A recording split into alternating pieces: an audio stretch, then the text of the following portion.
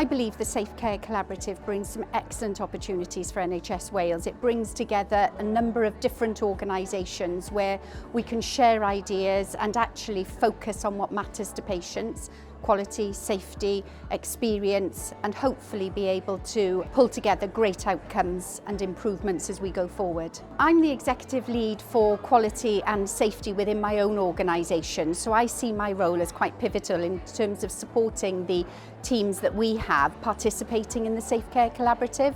And I'd like to think that as chair of the Exec Directorates of Nursing Peer Group, I'm also able to bring together the senior leaders across NHS Wales to have critical conversations about not just the Safe Care Collaborative, but actually focusing in on some of the patient priorities that we all share.